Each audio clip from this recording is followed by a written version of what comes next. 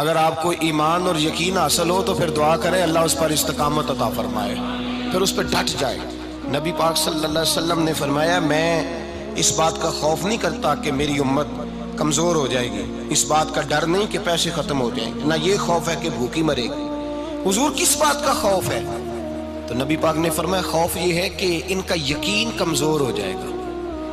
یاد رکھیں اگر اعتبار نہ ہو تو گھر نہیں چلتا، تو اگر اللہ رسول پر یقین کامل نہ ہو تو پھر بندہ مسجد نہیں آ سکتا، پھر اس کا دین نہیں چلتا، پھر اس کے لیے مشکل ہے نماز، پھر اس کے لیے مشکل ہے راہ خدا میں خرچ کرنا۔ میرے نبی پاک نے فرمایا یوں نہ کہا کر کہ یا اللہ چاہے تو دے چاہے تو نہ دے، جب مالک سے مانگ تو کہا کر یا اللہ تجھی سے مانگنا ہے، میں لے کے اٹھوں گا، تو مجھے دے گا۔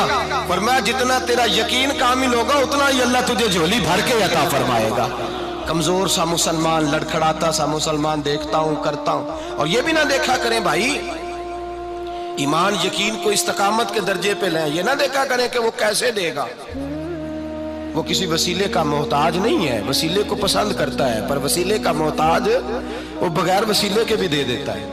ہر آدمی ماں باپ کے ذریعے پیدا ہوتا ہے، اگر پیدا کرنا چاہے تو جناب عیسیٰ کو بغیر باپ کے پیدا کر دیتا ہے، اگر پیدا کرنا چاہے تو حضرت آدم کو بغیر ماں اور باپ کے پیدا کر دیتا ہے۔ جب یقین رکھیں، یقین قرآن مجید پڑھیے،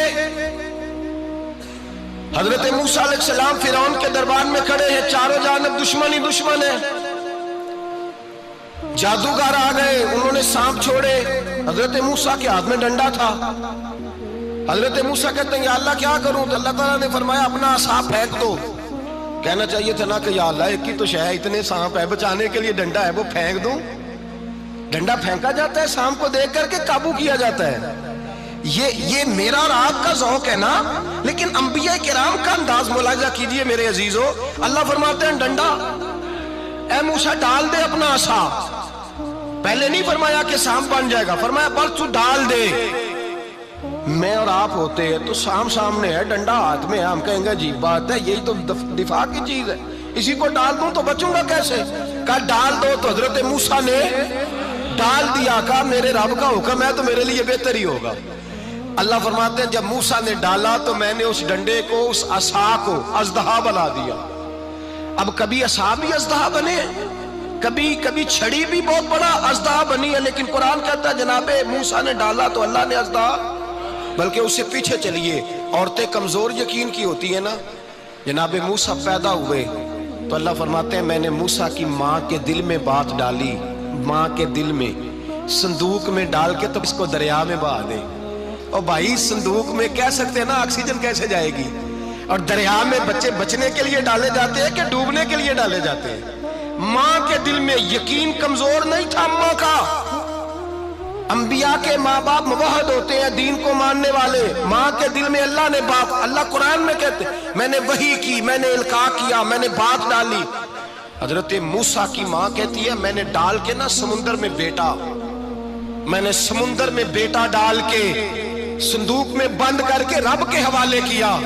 آپ فرماتے ہیں میرے مالک کا بھروسہ کیا تو پھر میرے مالک کا کام دیکھو، کمال دیکھو، میں نے دریا میں ڈالا، اللہ نے فرعون کے گھر میں میرے بیٹے کی پرورش کرا دی۔ یہ یقین کہ حضرت موسیٰ کے پاس قوم آئی، قرآن پڑھیے، کہا جناب پانی چاہیے، وَإِذِ اسْتَسْقَىٰ مُوسَىٰ لِقَوْمِهِ، موسیٰ نے اپنی قوم کے لیے پانی مانگا، ہم نے کہا فَانْفَجَرَتْ مِنْهُ اثْنَتَا عَشَرَةَ عَيْنًا، اپنا ڈنڈا پتھر پہ مارو۔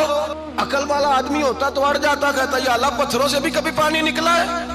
اضرب بعصاک الحجر، مارو پتھر پہ ڈنڈا۔ اللہ کے نبی نے منٹ نہیں لگایا، ٹھا کر کے ڈنڈا لگایا، فَانْفَجَرَتْ مِنْهُ اثْنَتَا عَشَرَةَ عَيْنًا۔ اللہ فرماتے ہیں جناب موسیٰ نے ایک عصا مارا، میں نے 12 چشمے جاری کر دیے۔ تو لے تو اللہ کرتا ہے، اللہ کہتا ہے پڑھ نماز روزی دوں گا، کہتا ہے سوچتا ہوں۔ اللہ فرماتا ہے آجا مسجد میں تیرا ہو جاؤں گا، کہتا ہے دیکھتا ہوں۔ رب فرماتا ہے تو میرے محبوب کی غلامی کر، میں تجھے محبوب بنا لوں گا۔ تو کہتا ہے تھوڑا بڑا ہو کے داڑھی رکھنی ہے، ابھی سیانا ہو کے، میں ذرا سرٹیفکیٹ لے لوں اسرائیل سے کہ کتنے سالوں کے بعد آئیں گے، پھر شروع کروں گا۔ پروگرام بنا رہا ہے، ابھی تو ارادے میں ہے۔ اللہ کے پیغمبر کا ڈنڈا، اور اس سے زیادہ آگے بات ہو گئی، پیچھے فوج لگی ہوئی ہے فرعون کی، مجمع ہے، ہزاروں لاکھوں کا لشکر لے کے، تلواریں نیزے، فرعون پیچھے، آگے دریا آ گیا۔ حضرت موسیٰ علیہ السلام کھڑے ہیں، اب کدھر جائیں؟ اللہ پاک نے فرمایا مارو ڈنڈا۔ کہاں؟ پانی پہ ڈنڈا مارو۔ اب حضرت موسیٰ علیہ السلام پانی پہ ڈنڈا مارے تو پانی ابھرے گا، اس سے زیادہ کیا ہوگا؟ پہلے پتھر پہ ڈنڈا مروایا تو پانی نکلا، اب پانی پہ ڈنڈا مروایا فَإِذْ فَرَقْنَا بِكُمُ الْبَحْرَ فَأَنْجَيْنَاكُمْ وَأَغْرَقْنَا آلَ فِرْعَوْنَ۔ اللہ فرماتے ہیں موسیٰ نے پانی پہ ڈنڈا مارا تو میں نے پانی میں رستے بنا دیے۔ ایک جگہ ڈنڈا مارا تو پانی نکل آیا، دوسری جگہ عصا مارا تو پانی خشک ہو گیا، 12 چشمے بن گئے، 12 رستے بن گئے دریا میں سے۔ حضرت موسیٰ علیہ السلام گزر گئے اور اللہ فرماتے ہیں فرعون بھی آیا تو اسے میں نے غرق کر دیا، اور وہ کھڑا دیکھتا ہی رہ گیا کہ بنا کیا ہے۔ جب یقین کامل نصیب ہوتا ہے، اعتماد کی دولت اللہ دیتا ہے، جب انسان کو یہ انشراح صدر ہو جاتا ہے کہ میری نجات خدا کے حکم میں ہے اور رسول اللہ کے قدموں میں ہے، جب اسے یہ انشراح حاصل ہوتا ہے تو پھر نماز کا لطف آتا ہے۔ غور کیجئے کیا جملہ کہہ دیا میں نے۔ پھر اسے نماز کا پھر اسے نماز بوجھ نہیں، بلکہ نماز نہ پڑھے تو اس پر بوجھ ہوتا ہے۔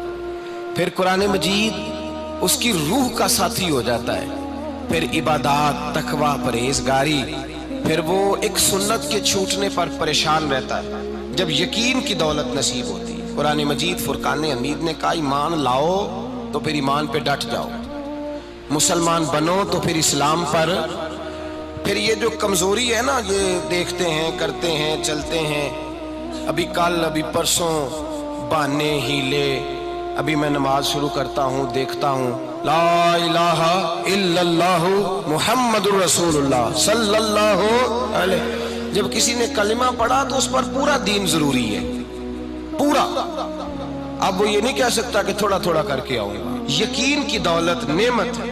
اللہ پاک قرآن مجید میں فرماتے ہیں ان الذین قالوا ربنا اللہ ثم استقاموا، جنہوں نے کہا کہ اللہ ہمارا رب ہے اور پھر وہ اس پر ڈٹ گئے، پھر اس پر وہ کہا تو ڈٹ گئے، کھڑے ہو گئے، نہیں اللہ ہی رب ہے، اللہ ہی دینے والا، اللہ ہی مالک، اللہ ہی ہمارا رازق ہے، رب ہی ہمارا سب کچھ۔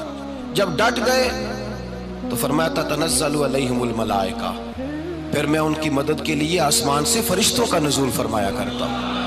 فرشتے کیا کہتے ہیں؟ اللہ تخافوا ولا تحزنوا، غم نہ کرنا، خوف نہ کھانا، وابشروا بالجنۃ التی کنتم توعدون، ہم تو تمہیں اللہ تبارک و تعالیٰ کی اس جنت کی خوشخبری دینے آئے ہیں جس کا رب نے تمہارے ساتھ وعدہ کیا ہوا ہے۔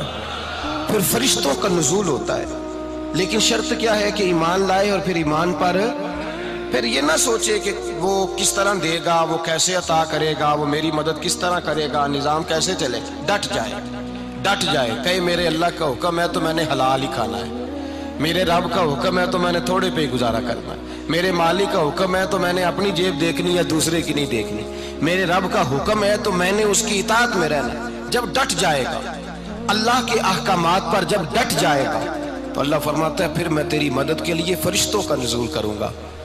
نبی پاک صلی اللہ علیہ وسلم نے فرمایا 2 دولتیں اگر کسی کو اللہ دے دے تو سمجھے اللہ نے اسے دنیا کی سب سے زیادہ دولت عطا فرما دی۔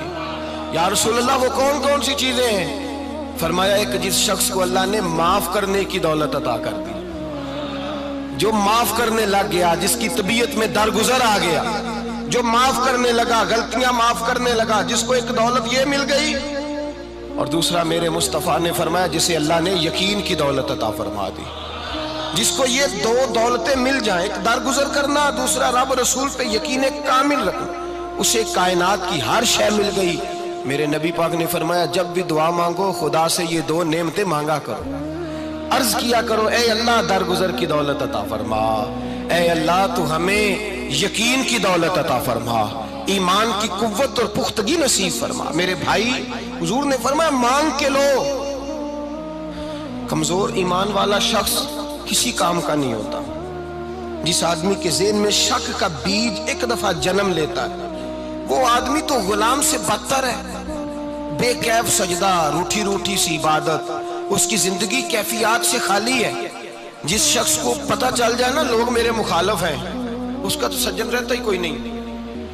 اصل بات یہ ہوتی ہے کہ یہاں سوچ بیٹھا ہے کہ دنیا میرے خلاف ہے، مخالفت یہاں بیٹھ گئی ہے، دو بندے باتیں کر رہے ہیں تو پریشان ہے، میرے خلاف ہی لگے ہوئے ہیں، میری ہی بات ہو رہی ہے، کیونکہ اصل تکلیف کہاں ہے؟ اور اگر یہاں یقین کامل ہو گیا نا کہ سارے مجھ سے پیار ہی کرتے ہیں، تو پھر دو بندوں کو بات کرتا دیکھیں گے تو یہی سوچے گا میری تعریفیں کر رہے ہیں۔